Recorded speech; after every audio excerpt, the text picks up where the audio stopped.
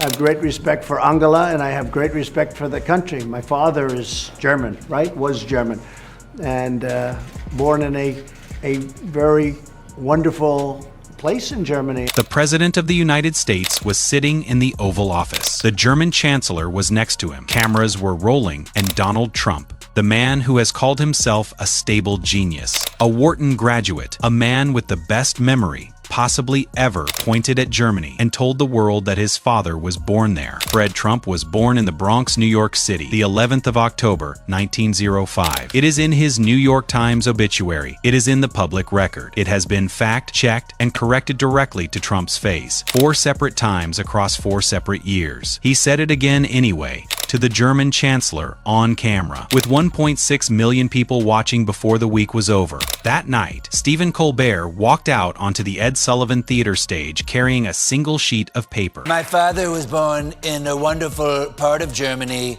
very West Germany, and I'll never forget his favorite German saying, "Ich bin ein, forget about it."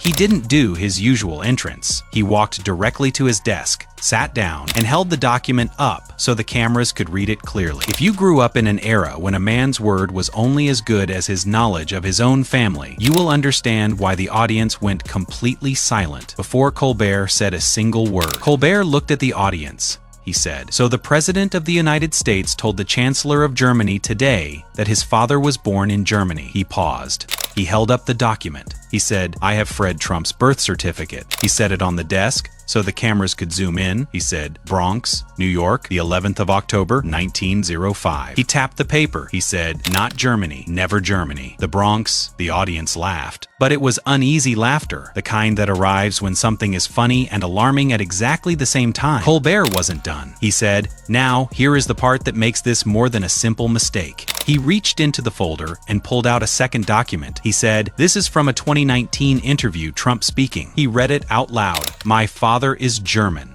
Was German, born in a very wonderful place in Germany." Colbert set the page down. He looked at the audience. He said, 2019, corrected. He pulled out another page, 2018. CBS News. Trump says, "My father was born in Germany," corrected. He pulled out another page, 2020, Fox News. Same claim, corrected again. He held up all 4 pages. He said, 4 corrections, 4 separate years, 4 separate times someone showed him the birth certificate. He looked into the camera. He said, "And today, sitting next to the actual Chancellor of Germany," he pointed at the man's country and said it again. The studio went quiet in the way it goes quiet when the joke stops being a joke. Colbert set the pages down carefully. He said, "This is the man who told us he has one of the greatest memories of anyone who has ever lived." He said, "This man told us he went to Wharton, top of his class." He said, "This man told us he aced a cognitive test so decisively that the doctors were shocked." He said, "And today, he could not remember where his own father was born." A fact printed in the New York Times obituary. A fact his own niece had to correct publicly this morning on social media. He picked up Fred Trump's birth certificate one final time. He held it toward the camera. He said,